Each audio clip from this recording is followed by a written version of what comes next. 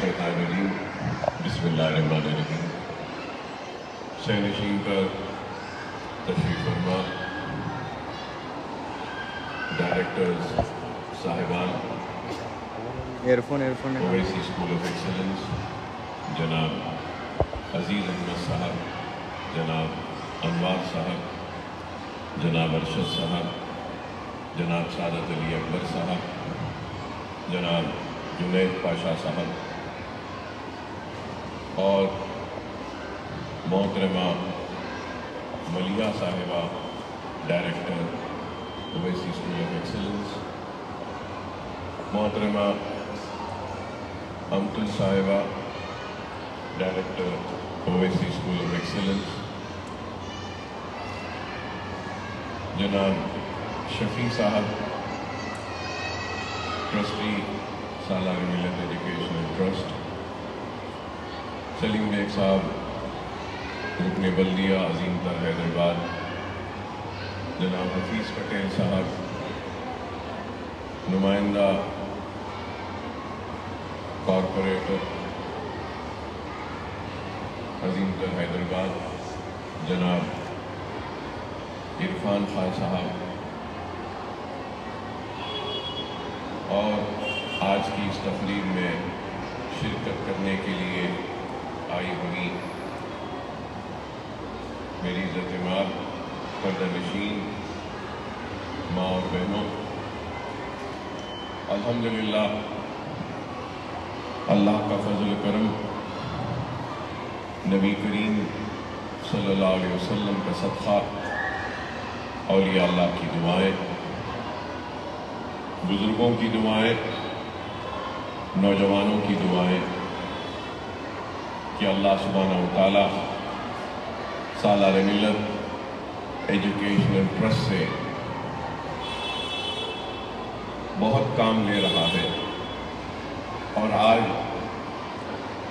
کی تقریب اور آج آپ لوگ کو یہاں پہ رحمت اس لیے دی گئی ہے کہ سال میں 3 مرتبہ ہم ہنر کی تربیت دیتے ہیں، اور 2 کورسز ہمارے 6 ماہ کے ہوتے ہیں، اور 1 کورس گرمائی تعطیلات میں ہم خواتین کو ہنر کی تربیت دیتے ہیں مختلف چیزوں کی۔ آج 6 ماہ کے اس ہنر کے کورسز کی تکمیل پر سرٹیفکیٹس کی تقسیم، اور اس کے ساتھ ساتھ 80%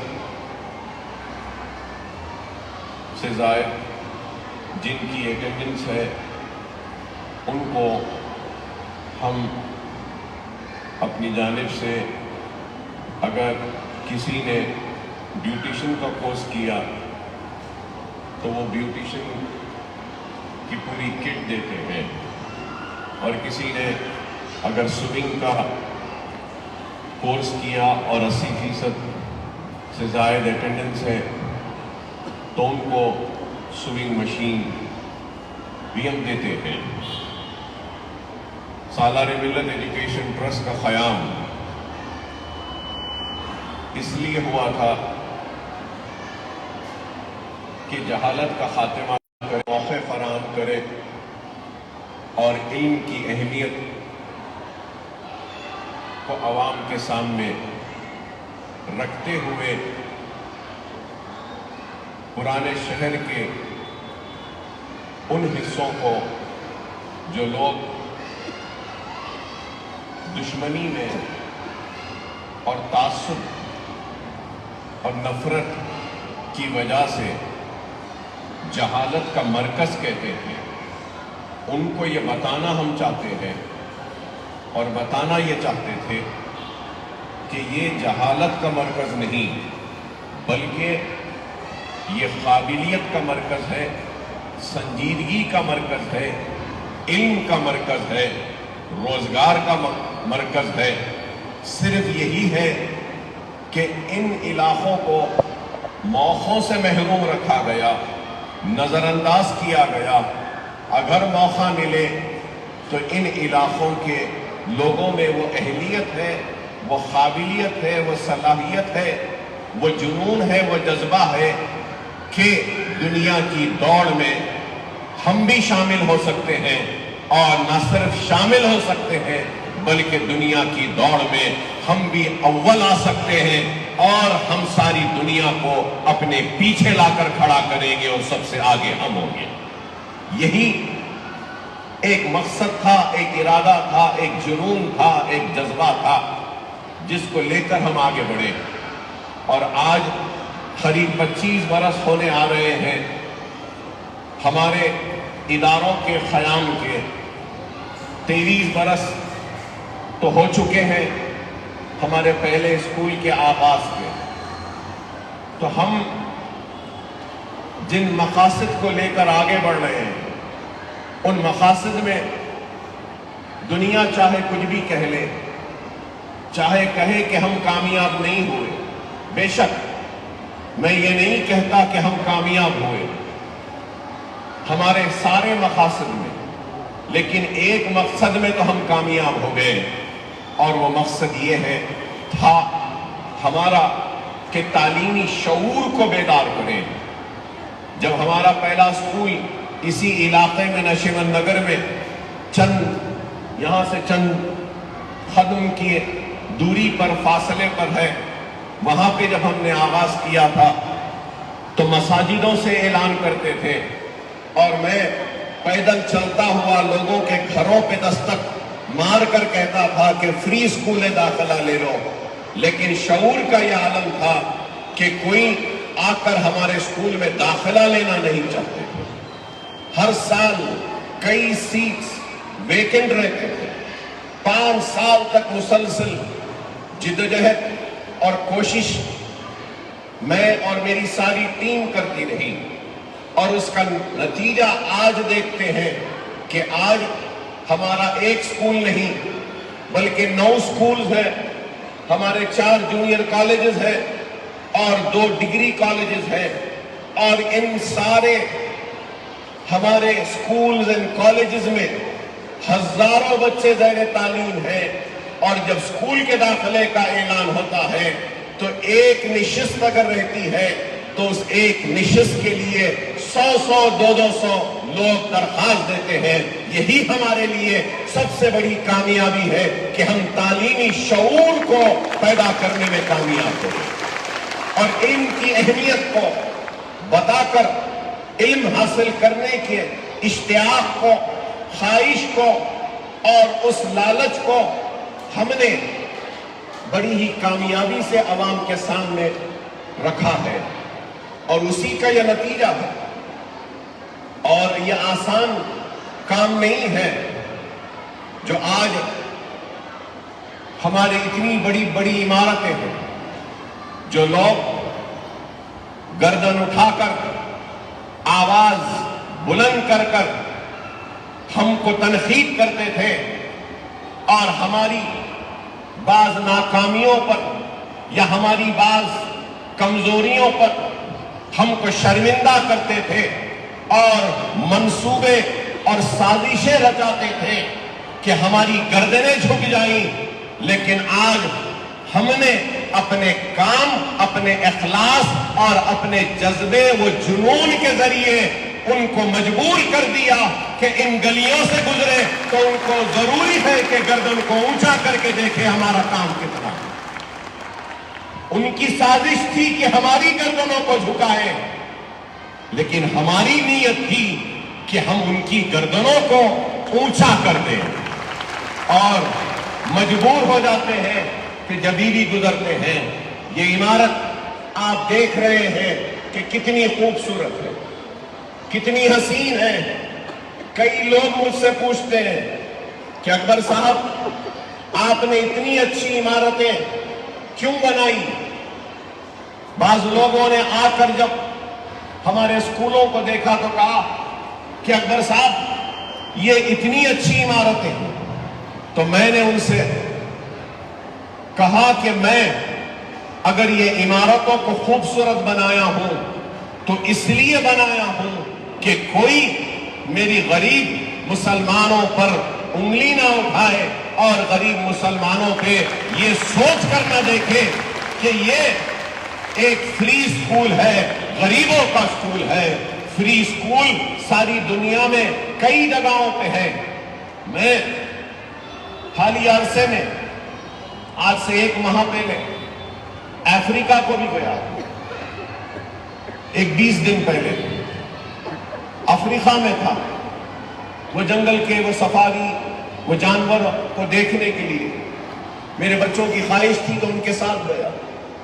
وہاں جب جا کر دیکھا، اتنی غربت ہے، اتنی غربت ہے، میں کہوں گا کہ ہماری غربت وہاں کی رئیسی کے برابر ہے، اتنی غربت ہے۔ اور وہاں کے سکولز کو بھی دیکھا جا کر کہ بس ٹین کے ڈھالیے ہیں، شیڈ ہے، یا تو کھلے جھاڑ کے نیچے ہے، غریب بیٹھا ہے، پڑھ رہا ہے، لیکن سلام کرتا ہوں علم حاصل کرنے کے وہاں کے لوگوں کے جذبے کو۔ اور آج یہاں پر اتنی بڑی بڑی عمارتیں، یہ اتنی بڑی بڑی کیوں؟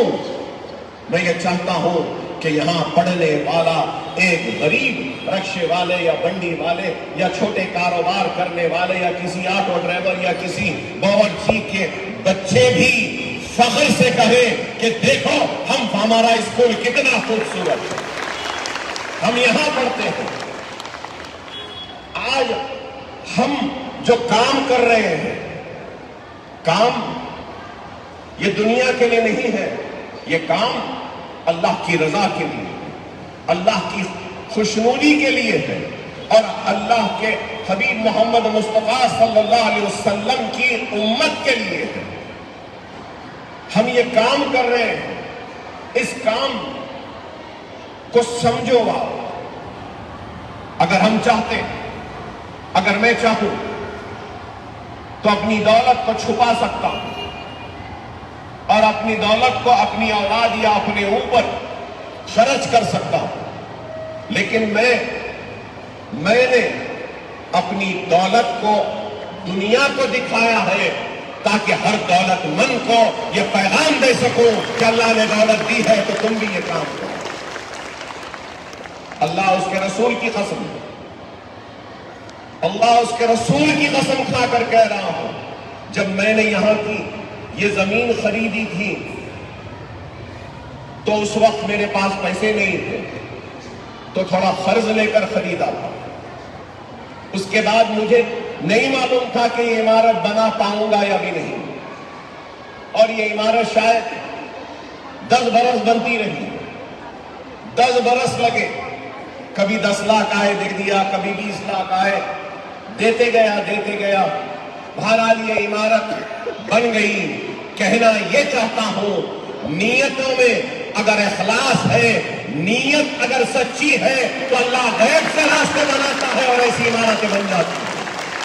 اگر میں آج سوچوں کہ ایسی عمارت بناؤں، اللہ اس کے رسول کی قسم میں نہیں بنا سکتا، لیکن اگر نیت کر لوں، عزم کر لوں کہ اللہ میں تیرے حبیب کی امتیوں کے لیے کر رہا ہوں، تو میرا ایمان کہتا ہے کہ اللہ ضرور راستے بنا دے گا اور رسول اللہ ضرور اس کام کو کامیاب کر دے گا۔ نیتوں پہ دار و مدار، جذبہ ہونا، اخلاص ہونا ہے، خلوص ہونا ہے، ایمانداری ہونی چاہیے۔ ایک ایم ایل اے کا کام کیا ہے؟ اسمبلی میں جانا، مسائل کی نمائندگی کرنا، بنیادی سہولتوں کو مہیا کروانا، لائٹ، روڈ یا پھر sewerage, strong water drain, government schools, یہ کام کرنا۔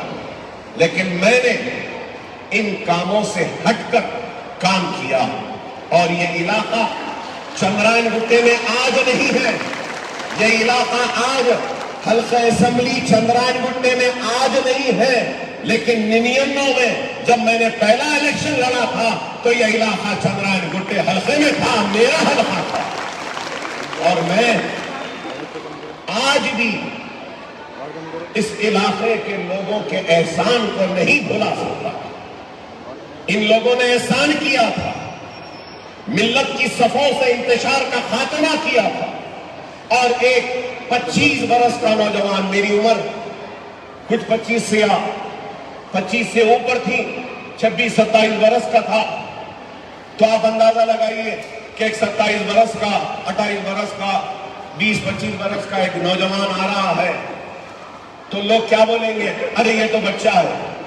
واقعی میں لوگ بولتے تھے مجھے، یہ بچہ ہے، یہ کیا الیکشن لڑے گا، یہ کیا جیتے گا. اور میرے مخالف کو کہتے تھے کہ یہ تو اژدہا ہے، کھینچ لے گا، کھا لے گا اس کو، اس بچے کو. اور مجھ سے کہا گیا اس وقت کہ ارے یہ چھوٹا بچہ ہے، ہم اس کو لالی پاپ دیتے تھے، ہم اس کو بیٹھ کے کھلاتے تھے. لیکن اللہ اس دور کے نوجوان بچے سے کام لینا چاہ رہا تھا جو دنیا نے نہیں دیکھا، اللہ نے منظوری دی تھی. اور شاید ان عمارتوں کی تعمیر کے لیے اللہ نے مجھے منتخب کیا تھا، اور اللہ نے مجھے اس کام کا قابل بنایا اور مجھے کامیابی دی. اللہ کا شکر ادا کرو، جتنا بھی شکر ادا کروں کم ہے. اللہ کی راہ میں کرنے والوں کی کمی نہیں، اللہ کی راہ میں جدوجہد کرنے والوں کی کمی نہیں. اللہ کے بندے سینکڑوں، کروڑوں، لاکھوں، کئی ہیں، اربوں، کھربوں میں ہیں، لیکن اللہ نے اپنے ان کھربوں اور نہ جانے کتنے سینکڑوں بندوں میں سے اس گنہگار بندے کو منتخب کیا. تو میں اللہ کا جتنا شکر ادا کروں. میں آپ سے بھی یہ کہوں گا، خدا را ان عمارتوں اور ان سکولوں سے استفادہ اٹھاؤ، فائدہ اٹھاؤ. یہ میرے نہیں ہے، یہ قوم کی امانت ہے. نہیں معلوم کہ میں کب اس دنیا سے رخصت ہو جاؤں، کبھی بھی چلا جاؤں گا. جتنی بھی زندگی جی رہا ہوں میں تو کہوں گا کہ میں یہ بونس جی رہا ہوں. آج سے 14 سال پہلے ہی اللہ کو پیارا ہو چکا ہوتا اگر میرے مسلمان ماں اور بہنوں کی، بزرگوں کی، میرے بھائیوں کی دعائیں نہ ہوتی تو شاید آج آپ سے مخاطب نہ کرتا.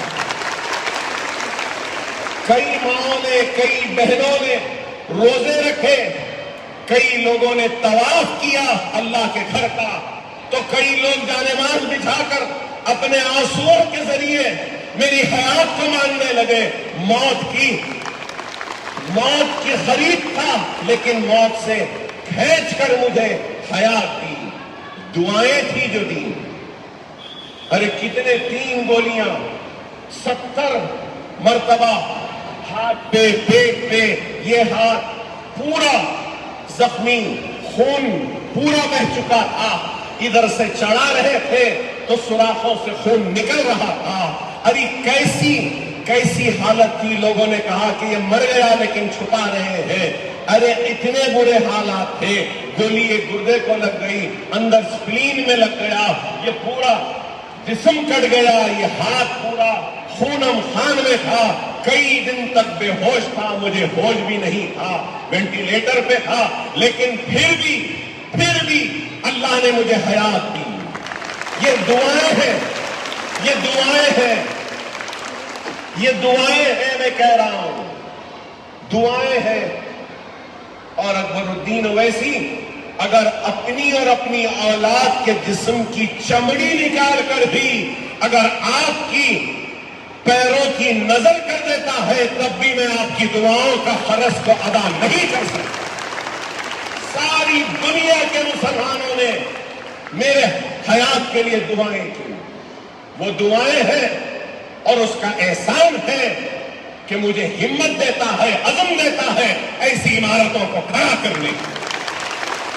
یہ دعائیں ہیں اور جب تک زندہ ہوں ہر اس دعا کا فرض ادا کرتا رہوں گا، کام کرتا رہوں گا. ارے ہم بنیادی کام کر رہے ہیں. آپ بتائیے یہ عمارت ہے، شاید آئندہ 100 برس تک کھڑی رہے گی. انجینئر ہیں، کھڑے رہے گی. ارشد صاحب انجینئر 100 برس تک یہ عمارت کھڑی رہے گی. 100 برس تک ہزاروں لڑکیاں آتی رہیں گی, تعلیم حاصل کرتے رہیں گی, اپنے زندگی کو سجائیں گی, سنواریں گی اور اپنے زندگیوں میں نئی خوشحالی لائیں گی. اگر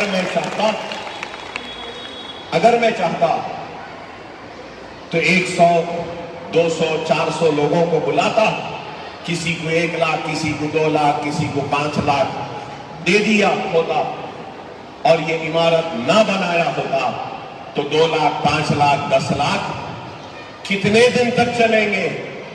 ایک دن تو ختم ہو جائیں گے نا. لیکن میں نے دولت نہیں دی, پیسہ نہیں دیا, سونا نہیں دیا, چاندی نہیں دی, زمین نہیں دی.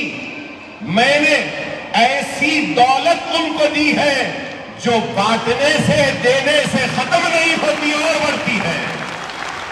علم کی دولت ایسی واحد دولت ہے, جتنا بانٹو اور بڑھتی ہے, جتنا تقسیم کرو اور بڑھتی ہے. ختم ہونے والی دولتوں میں روپیہ بھی ہے, پیسہ بھی ہے, زمین بھی ہے, جائیداد بھی ہے, سونا بھی ہے, چاندی بھی ہے, ہیرے بھی ہے, موتی بھی ہے, لیکن ایک دولت ہے جو کبھی ختم نہیں ہوتی, وہ علم کی دولت ہے. وہ میں آپ کو دے رہا ہوں. یہ دولت ہے, یہ دولت ہے. اور اس چیز کو سمجھو. خدا را لوگ پوچھتے ہیں کہ اکبر الدین اویسی کی کامیابی کا راز کیا ہے؟ میری کامیابی کا راز نیک نیت ہے. میری کامیابی کا راز ایمانداری ہے. میری کامیابی کا راز اخلاص ہے, خلوص ہے. میری کامیابی کا راز نماز ہے. میری کامیابی کا راز قرآن کی تلاوت ہے. میری کامیابی کا راز سنت رسول اللہ پہ عمل کرنا ہے. میری کامیابی کا راز شریعت پہ عمل کرنا ہے. میری کامیابی کا راز میری ماں باپ کی دعائیں ہیں. یہ کر لو, آسان ہے, آسان ہے. ماں باپ کا احترام کرنا, ماں باپ کی دعا لینا کوئی مشکل کام نہیں. ماں کے قدموں تلے جنت ہے تو باپ کی دعائیں جنت کے دروازے کی چابی ہے. ارے ماں باپ کا احترام کرو, بڑوں کا احترام کرو, اپنے اساتذہ کی عزت کرو. مظلوم پر ظلم ہوتا ہے تو اس مظلوم کا ساتھ دو. بیواؤں کی مدد کرو, یتیموں کے سر پر ہاتھ رکھو, سنت رسول اللہ پہ عمل کرو, قرآن کو پڑھو, نماز کو پابندی سے پڑھو. دنیا کی کوئی طاقت تم کو ناکام یا شکست نہیں دے سکتی. اس چیز کو سمجھو. خدا را اللہ اگر مصیبتوں تکلیفوں میں ڈال کر آزماتا ہے تو اس چیز کو یاد رکھو, اللہ آرام و سکون دے کر بھی آزماتا ہے. اگر آج میں MLA ہوں تو میں یہ کہوں گا کہ اللہ نے مجھے MLA بنا کر بھی آزما رہا ہے. کیا میں اپنی ذمہ داری کو پورا کر رہا ہوں یا نہیں؟ اگر نہیں کر رہا ہوں تو مجھے بھی اللہ کے سامنے جواب دینا پڑے گا. اگر آج اللہ نے مجھے دولت دی تو اللہ دولت دے کر بھی آزما رہا ہے. اللہ نے عزت دی ہے تو عزت بھی دے کر آزما رہا ہے. اللہ نے شہرت دی ہے تو شہرت بھی دے کر آزما رہا ہے. اللہ ہر چیز میں آزماتا ہے. اگر آج یہاں بیٹھے میری ماں اور بہنوں میں سے کل کو کوئی مشہور ہو جائے, دولت مند ہو جائے, کامیاب ہو جائے تو اللہ کے لیے اس کامیابی کے تکبر میں نہ رہو, اس ترقی کے نشے میں نہ رہو, اس دولت اور اقتدار کے نشے میں نہ رہو. غرور تو اور تکبر سے دور رہو، اور اس کامیابی، اس دولت، اس شہرت میں بھی سجدے میں گر کر اللہ سے کہو کہ اے اللہ مجھے اس کامیابی کے نشے سے دور رکھ، اے اللہ اس دولت کے غرور سے مجھے دور رکھ، اے اللہ اس طاقت کے تکبر سے مجھے محفوظ رکھ، کیونکہ یہ اللہ کی آزمائش ہے۔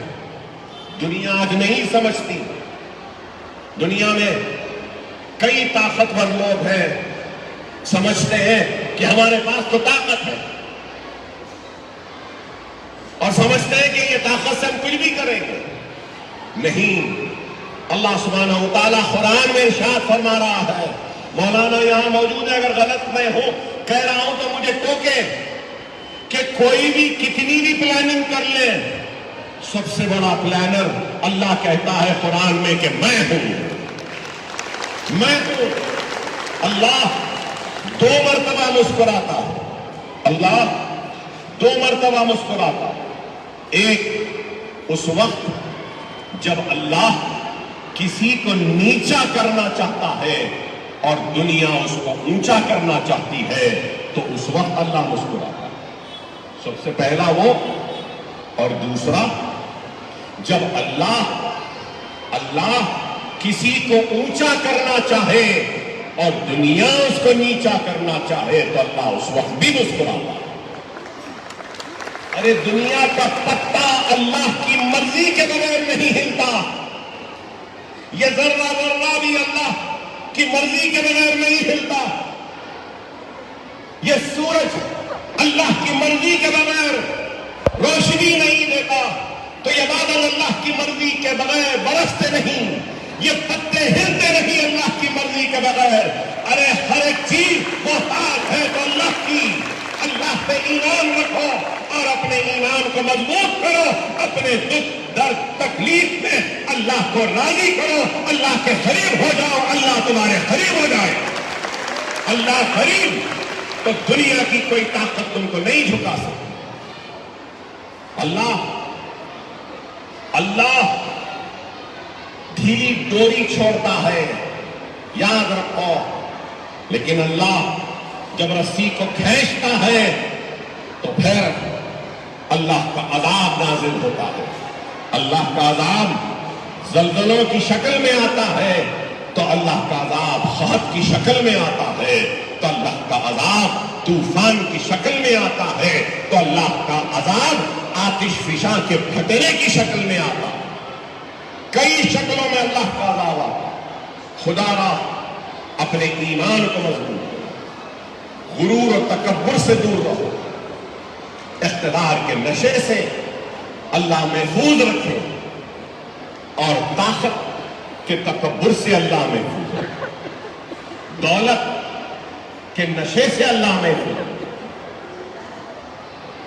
یہ ہاتھ ہے، یہ پسینہ ہے، ہاتھ کا پسینے کی طرح ہے انسان کی دولت، اس کی حیات نہیں معلوم کہ کب ختم ہو جائے، کب چلے جائے۔ خدا را سمجھو میری بات کو، آج وقت اور حالات بڑے نازک ہیں، آزمائش کا وقت ہے۔ دیکھو سب کے پاس فون ہوگا، نیوز دیکھو، نیوز پڑھو، کیا تکلیف ہوتی ہے، آنکھوں سے آنسو ٹپک پڑتے ہیں کہ فلسطین میں ہمارے بھائی بہن اور معصوم بچوں کا کیا حال ہے، دانے دانے کا محتاج ہے۔ اے اللہ تو فلسطینیوں کی مدد کر، ان معصوم بچوں کو غذا دو۔ آپ بتاؤ کون ہے، کہاں ہے ہیومن رائٹس، کہاں ہے دنیا کی طاقتیں، کہاں ہے وہ لوگ جو چیمپئنز بنتے ہیں انسانیت کے، کہاں ہے وہ لوگ جو چیمپئنز بنتے ہیں فاقہ کشی پر، مال نیوٹریشن پہ بات کرتے ہیں، کہاں ہے وہ لوگ؟ آپ بتاؤ کیا تکلیف ہے، کیا مصیبت ہے، اور کیا ایک ایک دانے کو محتاج بنا دیا گیا۔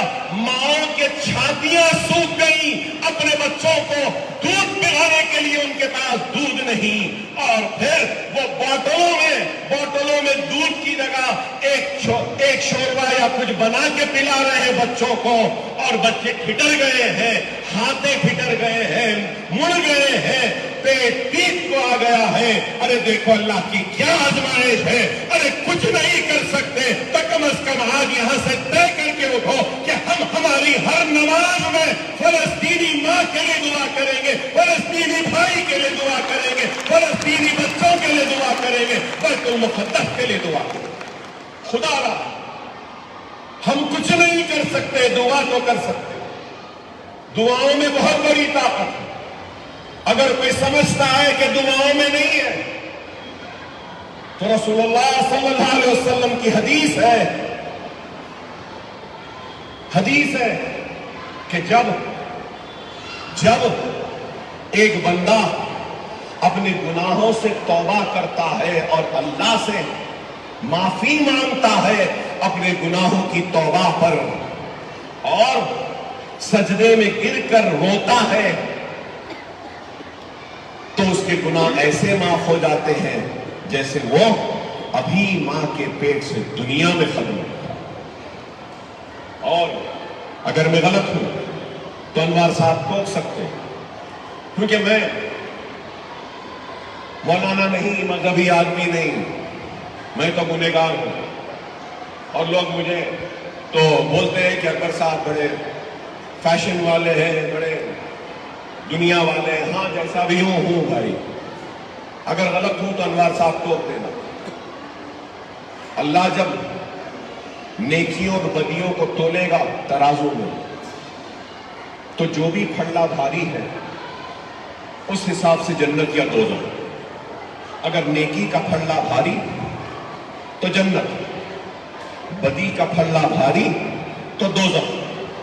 جب بدی کا پھڑا بھاری ہوگا اور دوزخ کی طرف لے جاتے رہیں گے تو ایک آواز آئے گی اور کہے گی کہ اے اللہ، اس بندے نے فلاں وقت میں دعا مانگی تھی جس کو تو نے قبول نہیں کیا تھا، اے اللہ اس گناہ کو، اس دعا کو جو تو نے قبول نہیں کیا تھا اس کا اجر دے دے۔ تو اللہ اس دعا جو ناقبول ہوئی اللہ کے پاس، اس دعا کا اجر دے گا اور نیکی کے پھڑے میں اس اجر کو ڈال دے گا۔ اور وہ بندہ جو دوزخ میں جا رہا ہوتا ہے وہ چیخ کر چلا کر کہے گا اس اجر کو دیکھ کر کہ اے اللہ، کاش تو مجھے میری دنیا میں مانگی گئی کسی بھی دعا کو قبول نہ کی ہوتی، کسی بھی دعا کو قبول نہ کی ہوتی۔ اتنا زیادہ اس کا اجر ہوگا، اتنا زیادہ۔ دعا مانگتے رہو۔ دعا مانگنے والے بندے اللہ کو پسند ہیں۔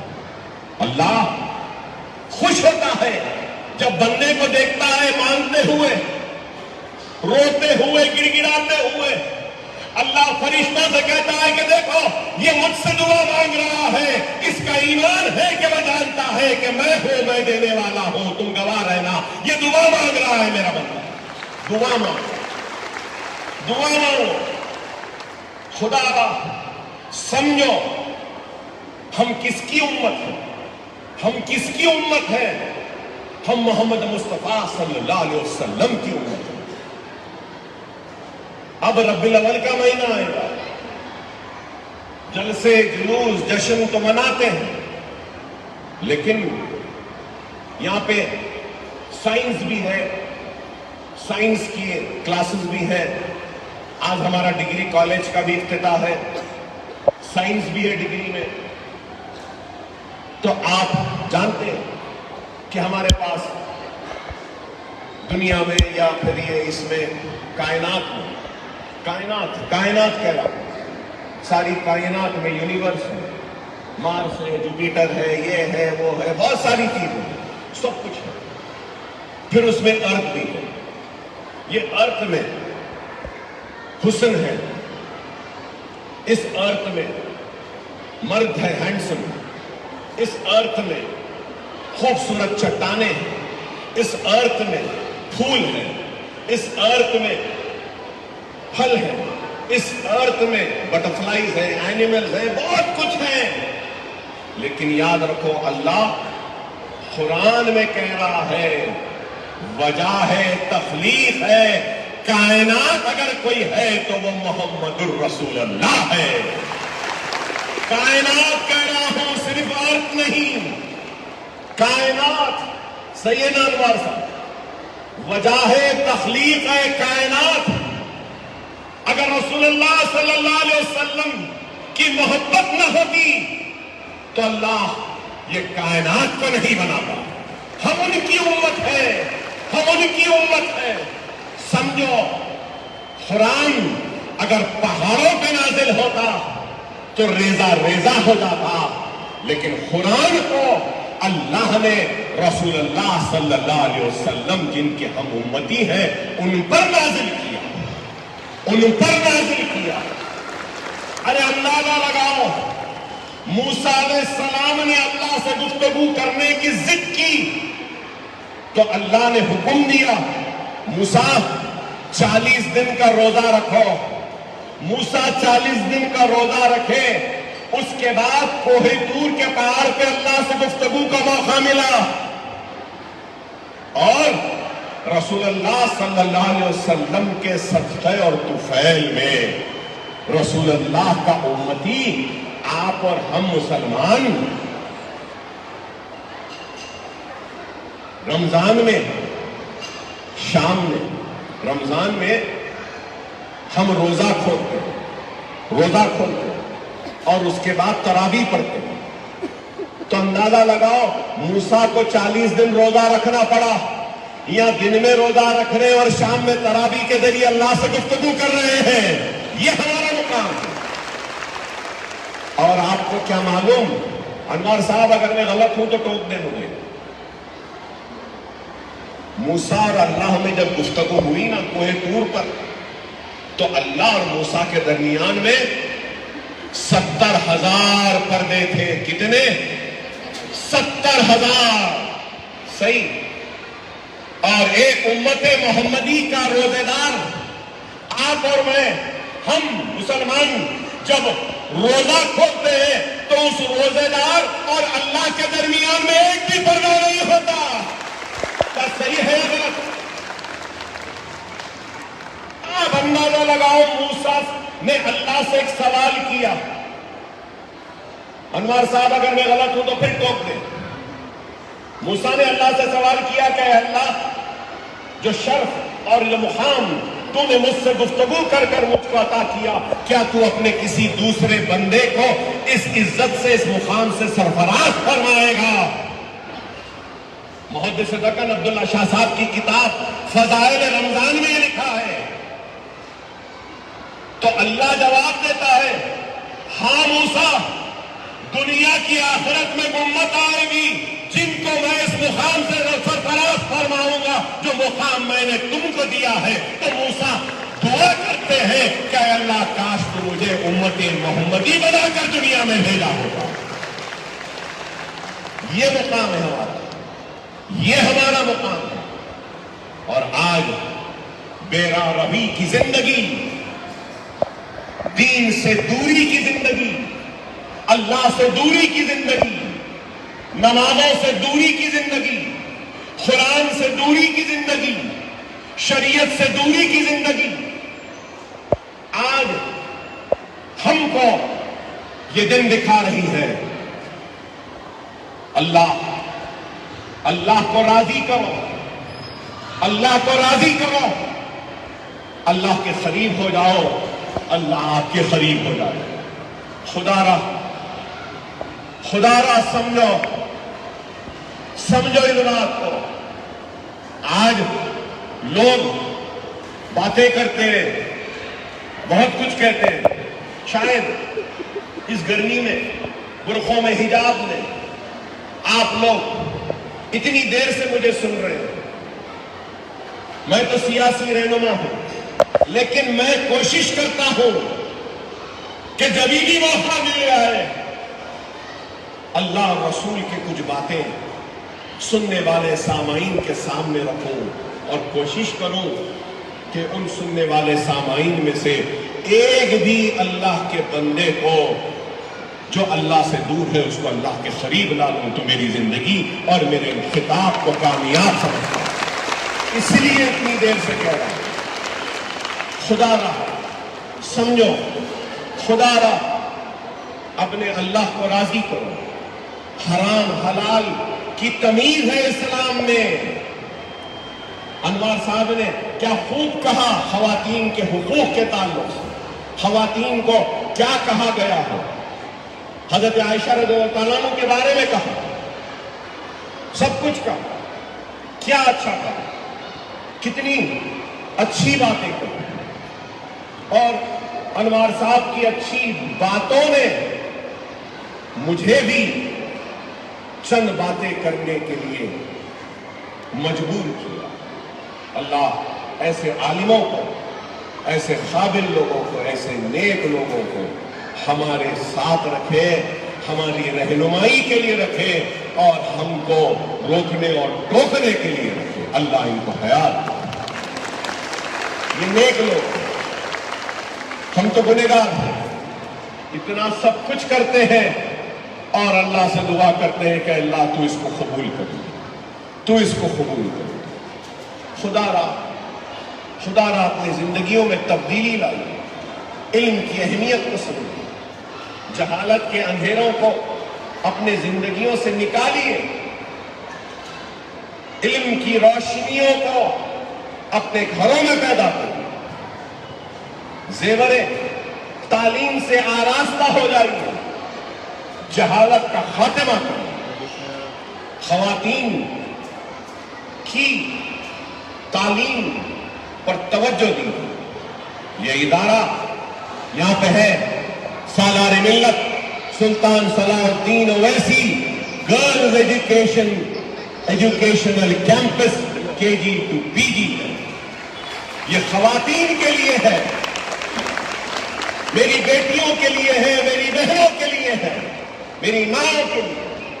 اور یہ ادارہ اس شخص کے نام ممنون ہے، اس شخص کے نام جو ملت کی صفوں سے خوف کو مٹایا تھا، ایک مرکز سیاسی کو لایا تھا اور مجلس اتحاد المسلمین کو ایک طاقتور جماعت بنا۔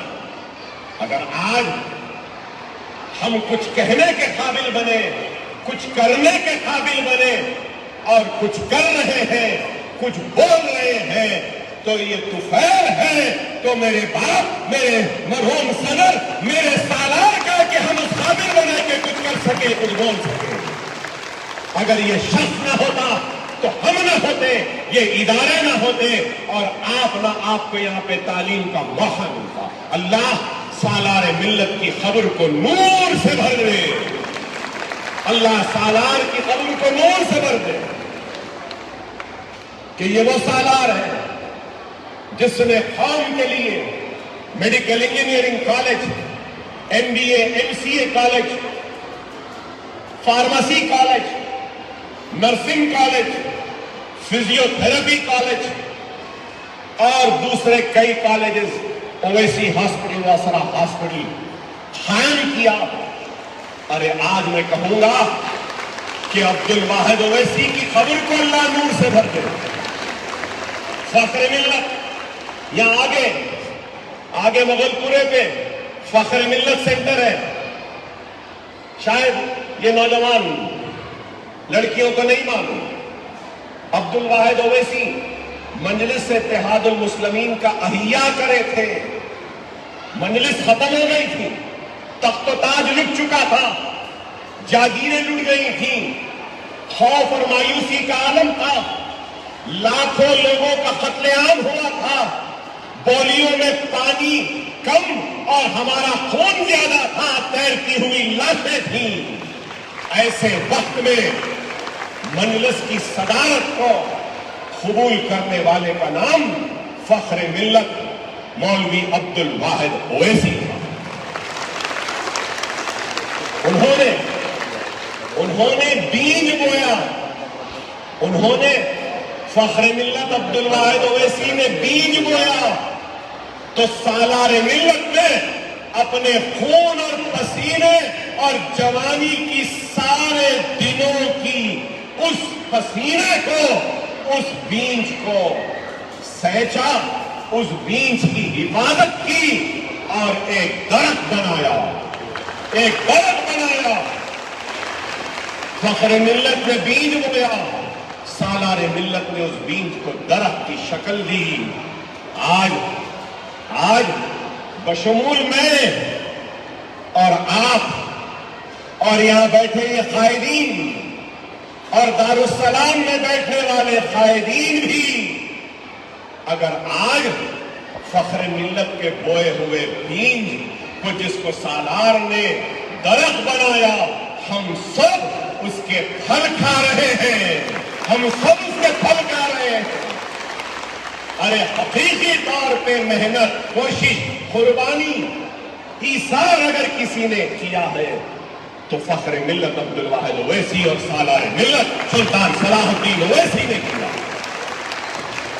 ارے ہم کو بولنے کا سلیقہ بھی آیا تو ان دو لوگوں کی طفیل میں جوتیوں کا صدقہ ہے کہ ہم بولنا سکتے۔ اگر کچھ کر رہے ہیں تو بھی ان دو لوگوں کا۔ دنیا بڑی ظالم ہے، دنیا عجیب و غریب ہے۔ جب تک زندہ رہتے ہیں تو آگے پیچھے گھومتے ہیں، جب مر جاتے ہیں تو تھوڑے دن روتے ہیں، چہلم ہوتا ہے، اس کے بعد دنیا کا نظام ہے، میں کسی کے اوپر نہیں، یہ قدرت کا نظام، قدرت کا نظام۔ چہلم ہوتا ہے، بھول جاتے ہیں، جیسے جیسے دن جاتے جاتے ہیں وہ ہم کو اور ہم کو چھوڑ کر جانے والے ہمارے بزرگوں کی یادوں کو وقت کے ساتھ ساتھ ہم بھول جاتے ہیں۔ لیکن وہ قوم جو اپنے ماضی کو بھول جاتی ہے، وہ قوم کبھی کامیاب و کامران نہیں ہوتی۔ وہ اولاد جو اپنے باپ دادا کو بھلا دے، وہ اولاد کبھی قابل، نیک اور کامیاب نہیں کہلاتی۔ اکبر الدین اویسی اپنے باپ دادا کی محنت کو کبھی نہیں بھلائے گا۔ دادا کی عمارت وہاں ہے تو باپ کی عمارت یہاں ہے، تو اس باپ کے بیٹے کی عمارت پیچھے ہے نشیمن نگر میں۔ یہ دادا کی عمارت سامنے، باپ کی عمارت یہاں، خود کی عمارت نشیمن نگر میں۔ اللہ کام لے رہا، خدا را اپنے محسنوں کو مت بھلاؤ، اپنے محسنوں کو مت بھلاؤ۔ اگر کسی نے ایک کنکر آپ کے راستے میں اگر آیا ہے، اس کو ہٹایا ہے، تو اللہ کے لیے اس کنکر کو ہٹانے والے کے احسان کو نہ بھولو۔ ہم کس کی امت ہیں؟ رسول اللہ صلی اللہ علیہ وسلم کی۔ روزانہ یہودن کچرا پھینکتی تھی، روزانہ ایک دن نہیں پھینکی تو دریافت کرے کہ کیا بات ہے، آج کچرا نہیں پھینکی۔ پتہ چلا بیمار ہے تو فوراً گھر کو چلے گئے عیادت کرنے۔ ارے ہم ان کی امت ہیں، ہم ان کی امت ہیں۔ طائف کے میدان میں اتنے زخمی ہوئے کہ رسول اللہ نے کہا کہ میرے زندگی کا سخت ترین دن ہے۔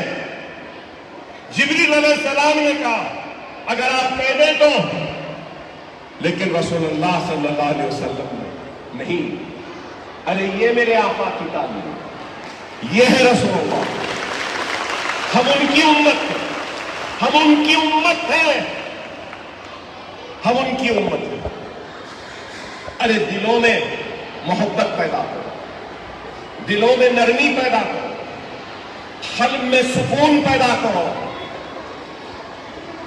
اپنے قلب سے معاف کرنا کرو۔ ارے رسول اللہ صلی اللہ علیہ وسلم نے چیخ کر چلا کر کہا تھا کوئی ہے رونے والا؟ جب ہندا نے کلیجہ چبا دیا تھا، کس کا؟ حضرت حمزہ کا، حضرت حمزہ کا۔ اور ان کو بھی معاف کیا اور کہا کہ معاف کرتا ہوں، بس میرے سامنے آؤ۔ صحیح۔ ارے یہ رسول اللہ کی تعلیم۔ کیا ہم ایک دوسرے کی چھوٹی چھوٹی غلطیاں، ایک دوسرے کی چھوٹی چھوٹی ناراضگی کو معاف نہیں کر سکتے؟ ارے مجھے گولیاں مارے، چاقوؤں سے مارے، تلواروں سے مارے، میرے بچے چھوٹے چھوٹے تھے، 15 برس پہلے یتیم ہو جاتے تھے، میری بیوی بیوہ ہو جاتی تھی، میری ماں رو رو کر برا حال تھا، میرے بھائی کے کھانے پہ میری میت آ جاتی، لیکن میں نے ان لوگوں کو بھی معاف کیا۔ میرے رسول اللہ کی تعلیم ہے کہ گولیاں مارنے والوں کو بھی میں نے معاف کیا۔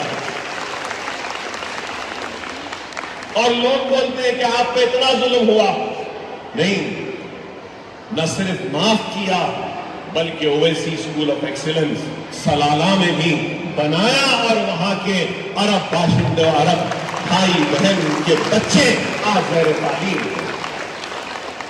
ارے ہم رسول اللہ صلی اللہ علیہ وسلم کی امتی ہیں۔ مارنے سے زیادہ معاف کرنے والا طاقتور ہوتا ہے، جواب دینے سے زیادہ صبر کرنے والا زیادہ طاقتور ہوتا ہے۔ میں یہی سمجھتا ہوں، طاقت کی کمی نہیں، دولت کی کمی نہیں، جنون و جذبے کی کمی نہیں، دیوانے پن کی کمی نہیں، لیکن پھر بھی اس دیوانے پن کو بھی قابو میں رکھا ہو، اس جوش کو بھی قابو میں رکھا ہو، جذبے کو بھی قابو میں رکھا ہو، اور اس جوش، جذبے، جنون، قابلیت کو استعمال کر رہا ہو تو علم کی دولت سے اپنی قوم کو آراستہ کرنے کے لیے استعمال کر رہا ہے۔ یہی ہے۔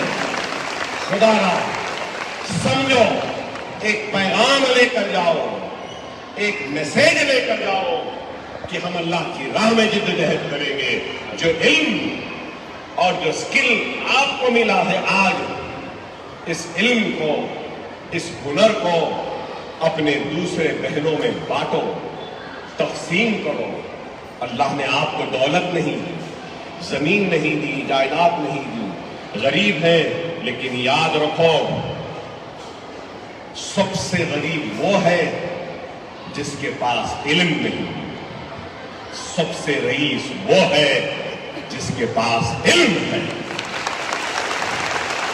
سب سے طاقتور وہ نہیں جس کے پاس علم نہیں، طاقتور وہ جس کے پاس علم ہے، سب سے کامیاب وہ نہیں جس کے پاس ایمان نہیں، سب سے کامیاب وہ ہے جس کے پاس ایمان ہے۔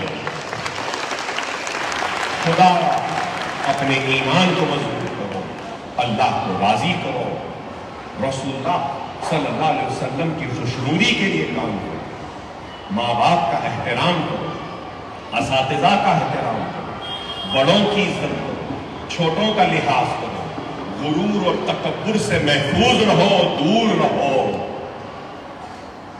قرآن کو ترجمے سے زندگی میں ایک مرتبہ کم از کم کرو، ایک مرتبہ۔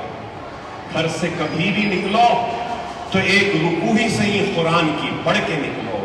اللہ کی حفاظت میں رہو گے، اللہ کی حفاظت میں رہو گے۔ کہیں پر بھی جا رہے ہو تو نماز کا وقت ہوا تو 2 منٹ نکال لو، نماز پڑھو، مظلوم کی مدد کرو، بیوہ کا سہارا بنو، یتیم کے سر پر ہاتھ رکھو، جو کچھ اپنے سے بنتا ہے وہ کرو، مدد کرو۔ اگر کچھ نہیں کر سکتے تو ہاتھ اٹھا کر اپنی قوم، اپنے مسلمان، اپنے ایمان والے بھائیوں اور بہنوں کے لیے دعا کرو۔ اللہ آپ کو، ہم کو، سب اللہ محفوظ رکھے، اللہ ہماری حفاظت کرے، اللہ ہمارے گھروں میں خوشحالی دے، اللہ ہمارے بے روزگار بچوں کو نوکریاں و روزگار عطا کرے، اللہ ہمارے گھروں میں بیٹھی ہماری بیٹیاں، بہنیں جو ہے جن کی شادیاں نہیں ہو رہی، اللہ ان کی شادیاں کرے، اللہ ہمارے بچے جو تعلیم حاصل کر رہے ہیں ان کے علم میں اور اضافہ کر اور ان کی تعلیم کو کامیابی عطا کر۔ اے اللہ ہمارے گھروں میں جو بیمار ہیں ان کو شفا کاملہ عطا کر۔ اے اللہ ہمارے سروں پر ہمارے ماں باپ جو ہیں، اے اللہ ہمارے ماں باپ کو جو زندہ ہیں، اے اللہ ان کو حیات دے، صحت دے۔ اے اللہ ہمارے اس مجمع میں بیٹھے اگر کسی کی ماں نہیں، کسی کے باپ نہیں، تو اے اللہ وہ لوگ جن کی ماں یا باپ اس دنیا میں نہیں ہے، اے اللہ تو ان کی مغفرت عطا فرما۔ اے اللہ تو ان کے ماں باپ کو جنت میں اعلیٰ مقام عطا فرما۔ اے اللہ فلسطینی مسلمانوں کی حفاظت فرما، فلسطینی مسلمانوں کی حفاظت فرما، بیت المقدس کی حفاظت فرما۔ اے اللہ یہ لوگ بیت المقدس کی بے حرمتی کر رہے ہیں مولا، اے اللہ تو بیت المقدس کی حفاظت فرما۔ معصوم بچوں کو دانے دانے کا محتاج بنا دیا، اے اللہ تو اپنی رحمت کو برسا دے، ان معصوموں کی جانوں کو بچا دے۔ اے اللہ تو ان کو غذا غیب سے عطا کر دے، طاقت غیب سے عطا کر دے۔ اے اللہ وہ مائیں جن کی چھاتیاں سوکھ گئی ہیں مولا تو ان کی چھاتیوں میں دودھ دے دے، اپنی اولاد کو پلانے کے لیے دودھ دے دے مولا، پریشان ہے۔ اے اللہ تو فلسطینیوں کی، میرے کلم گو مسلمانوں کی حفاظت فرما۔ اے اللہ تو ہمارے ملک ہندوستان کی بھی حفاظت فرما۔ اے اللہ ہم کو نیک بنا، ایک بنا، ہم کو اپنے گناہوں سے دور رہنے کی توفیق و ہدایت عطا فرما۔ اے اللہ ہم سے اگر کوئی غلطیاں ہوئی تو معاف فرما، ہم سے کچھ غلطیاں ہوئی ہیں تو معاف فرما، معاف فرما اور ہماری زندگیوں میں خوشحالی لا، ہم کو ترقی دے اور کامیابی دے۔ وآخر دعوانا الحمدللہ۔